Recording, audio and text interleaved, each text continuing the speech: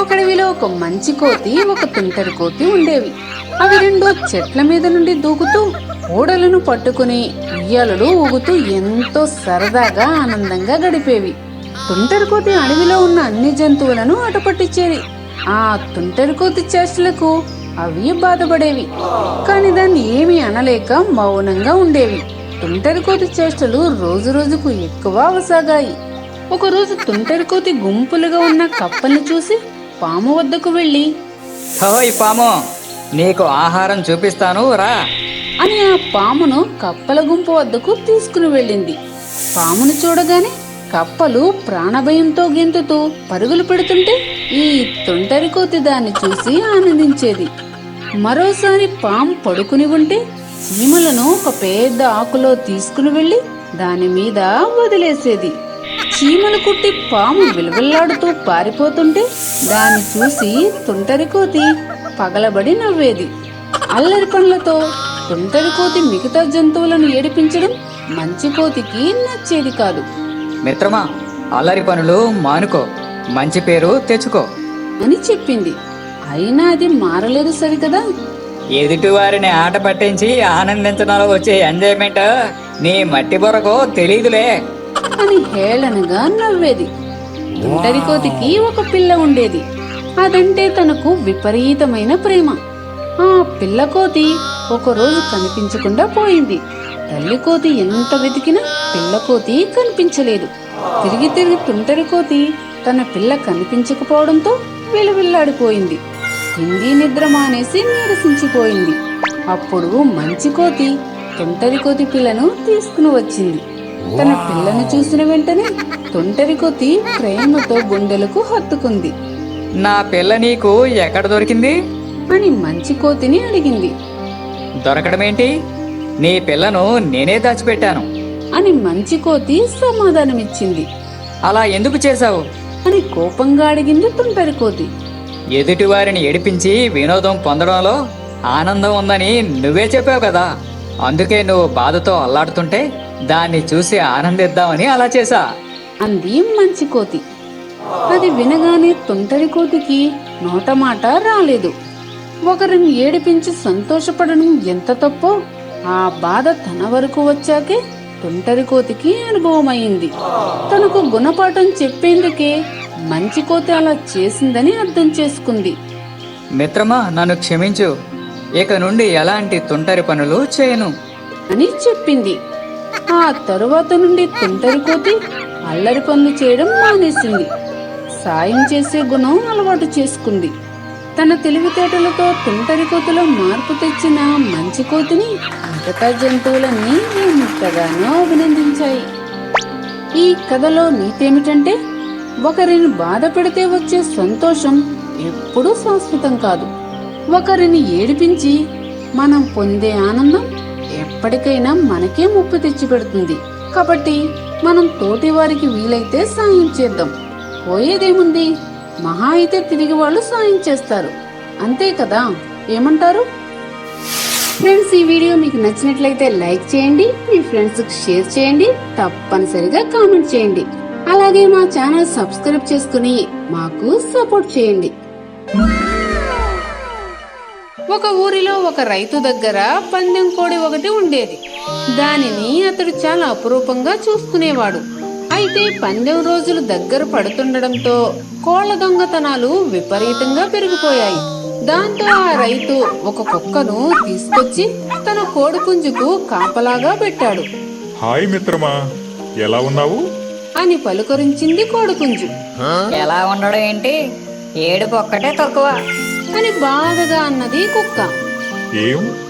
ఏమైంది అని ఆతృతగా అడిగిందా పుంజు. ఏం చెప్పమంటా, ఆ రైతు తీసుకొస్తుంటే ఏదేదో ఊహించుకున్నాను, చివరికి మరేదో అయింది. మా తాత ముత్తాతలో కోహినూరు డైమండ్ కి కాపలా కాసేవారంట. మరి నేను ఆఫ్టర్ ఆల్ నీకు కాపలా కాస్తున్నాను. తలుచుకుంటుంటే నా మీద నాకే అసహ్యం వేసేస్తుంది. చిచి అని తిట్టుకుంది కుక్క. నువ్వేం వర్రే కాకు మిత్రమా, బొబ్బిలి యుద్ధంలో పోరాడి గెలిచింది మా తాత ముత్తాతలేనంట. అలాంటి వంశానికి కాపలాగా రావడం నీ అదృష్టం అని ఓదార్చే ప్రయత్నం చేసిందా కోడి. ఇదిగో పుండి మీద కారం చల్లకో. అసలే మండిపోయి ఉన్నాను. నా రేంజ్ ఏంటి, నీ రేంజ్ ఏంటి? అయినా నేను కోడికి కాపలేంటిరా బాబు. అని తెగ బాధపడిపోయింది కుక్క. కుక్క బాధను అర్థం చేసుకుని కోడిపుంజు మౌనంగా ఉండిపోయింది. తెల్లవారిందో లేదో కోడిపుంజు గట్టిగా అరిచింది. ఆ అరుపు విని కుక్కకు మెలకువ వచ్చింది. బ్రహ్మాండమైన నిద్రను పాడు చేసింది ఈ పకోడీ కోడిది అని తిట్టుకుంది కుక్క. కోడి ఈత కొడుతూ కొంతసేపు వ్యాయామం చేసింది. అమ్మ బాబోయ్, దీని విన్యాసాలు చూడలేక చేస్తున్నాం. అనుకుందా కుక్క వెటకారంగా. యజమాని కోడికి రకరకాల ఆహార పదార్థాలు తీసుకుని వచ్చి పెట్టాడు. ఆ, బాదం పిస్తా, జీడిపప్పు, ఎండు ఖర్జూరం. ఏం తింటున్నావే బాబు, తిను తిను. అరే, బాయిల్డ్ ఎగ్స్, పైగా మటను. అనుభవించు అనుభవించు. ఇది పందెంలో నెగ్గుతుందో లేదో గాని రాజభోగాలు మాత్రం అనిపిస్తుంది. అని కోడిని చూసి కుళ్ళుకుందా కుక్క. నాకు మాత్రం ఈ బోడి కుక్క బిస్కెట్లు. అని తెగ తిట్టుకుంది. మిత్రమా, ప్రతి కుక్కకి ఒక రోజు వస్తుందంట, బాధపడకు. అని మళ్ళీ ఓదార్చే ప్రయత్నం చేసిందా కోడి. ఇదిగో, అసలే కడుపు రగిలిపోయి ఉన్నాను. పుండి మీద గుంటూరు కారం చల్లమాక. అని కోపంగా అన్నదా కుక్క. కుక్క బాధను అర్థం చేసుకుని కోడిపుంజు మళ్ళీ మౌనంగా ఉండిపోయింది. పండుగ రోజు రాని వచ్చింది. కోడి పోరాటానికి వెళ్తూ వెళ్తూ మిత్రమా, నాకు బెస్ట్ ఆఫ్ లక్ చెప్పవా అని అడిగింది. నీకు బెస్ట్ ఆఫ్ లక్ కాదే, బ్యాడ్ లక్ చెప్తున్నా. నీవు ఓడిపోవాలి. నాకు మన యజమాని నిన్ను బిర్యానీ చేసి ఆహారంగా పెట్టాలి. ఇంతకు ముందు నీవు తిన్నావు చూడు, అలా నేను ఎంజాయ్ చేస్తూ తినాలి. వెళ్ళిరా వెళ్ళు అన్నది కుక్క హేళనగా. కోడిపుంజు మరేమీ అనకుండా మౌనంగానే పందానికి బయలుదేరింది. బరిలో పందెం కోళ్లు భీకరంగా పోరాడుకుంటున్నాయి. చివరికి ఆ కోడిపుంజు వంతు రానే వచ్చింది. అది తన ప్రత్యర్థి పుంజు మీద పోరాడి గెలిచింది. ఇక ఆ యజమాని ఆనందానికి అంతే లేదు. ఆ ఇంటికి పండుగ శోభతో పాటు సిరి సంపదలు వచ్చి చేరాయి. దాంతో అతడు విజయాన్ని తెచ్చిపెట్టిన ఆ పందెం కోడినే కాకుండా దానిని కంటికి రెప్పలా కాపాడుకున్న ఆ కుక్కను కూడా బాగా చూసుకోవడం మొదలు పెట్టాడు. తన ముందున్న చాలా ఐటమ్స్ చూసుకుని కుక్క ఎగిరి గంతేసింది. మిత్రమా, నేను నిన్ను అనవసరంగా తిట్టుకున్నాను. నీ కారణంగానే ఇప్పుడు హ్యాపీగా ఉన్నాను. విజయం ఇంత సంతోషాన్ని ఇస్తుందని నేను అనుకోలేదు. అప్పుడు బెస్ట్ ఆఫ్ లక్ చెప్పకపోయినా ఇప్పుడు చెబుతున్నాను. కంగ్రాచ్యులేషన్స్ మిత్రమా అన్నది ఆనందంగా కుక్క. మిత్రమా, ప్రతి కుక్కకు ఒక రోజు రావడం అంటే ఇదే అన్నది కోడి నవ్వుతూ. ఇదిగో, నువ్వన్నది పుండి మీద కాకుండా ఈ నాన్ వెజ్ మీద గుంటూరు కారం చల్లినట్టు భలే రుచిగా స్పైసీగా ఉంది. ఆ మాట కథ రెండు పడి పడి నవ్వుకున్నాయి. ఈ కథలో మా పందెం కోడి చెప్పే నీతేమిటంటే, మిత్రులారా, పండుగ నాడు సరదా కోసం మాతో పందాలు ఆడించండి, తప్పు లేదు. మేము కూడా ఎంజాయ్ చేస్తాం. కానీ కాళ్లకు కత్తులు కట్టి మాత్రం ఆడించొద్దు. మావి చాలా చిన్న చిన్న ప్రాణాలు, అర్థం చేసుకోండి ప్లీజ్. ఒక అడవిలో ఉన్న సరస్సులో హంస ఒకటి ఉండేది. అది పొరపాటున కూడా అబద్ధం చెప్పదని దానికి బాగా పేరు. ఆ హంస గురించి అడవికి రాజైన సింహానికి కూడా తెలిసింది. నిజమా? ఎప్పుడూ అబద్ధం చెప్పదా అని మంత్రి అయిన నక్కను అడిగింది. అవును, నేను విన్నాను మురుగరాజా. ఏం మాట్లాడినా బాగా ఆలోచించి మాట్లాడుతుందంట అన్నది నక్క. అది ఎలా సాధ్యం? దాన్ని ఓసారి మన స్థావరానికి తీసుకునిరా. ఆ వెంటనే నక్క వెళ్లి హంసను కలిసి జరిగిన విషయమంతా చెప్పి తన వెంట తీసుకుని బయలుదేరింది. నీవు అస్సలు అబద్ధాలే చెప్పవట అని అడిగింది సింహం. అంతా నా గురించి అలా చెబుతుంటారు మృగరాజా అని బదులిచ్చిందా హంస. సరే, అయితే నీవిప్పుడు వెళ్ళి ఉదయాన్నే రా. అన్నది సింహం. తనకు మృగరాజు ఏదో పరీక్ష పెట్టబోతున్నట్టు అర్థమైందా హంసకి.